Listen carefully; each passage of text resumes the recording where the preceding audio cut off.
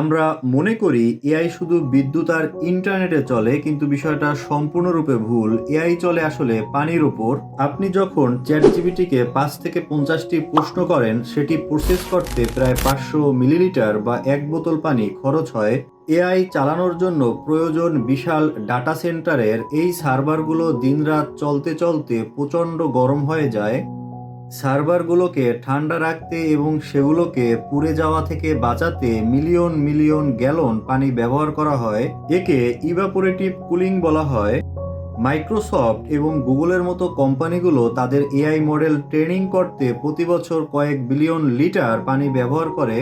Google ২০২১ সালে প্রায় ১৫ billion litre পানি খরচ করেছিল শুধু তাদের ডাটা সেন্টার ঠান্ডা রাখতে, যা দিয়ে কয়েক হাজার অলিম্পিক সাইজের সুইমিং পুল ভরে ফেলা সম্ভব।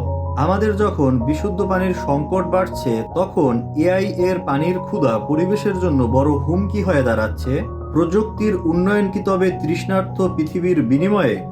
এটি একটি বড় প্রশ্ন। That's 1 minute, see you tomorrow.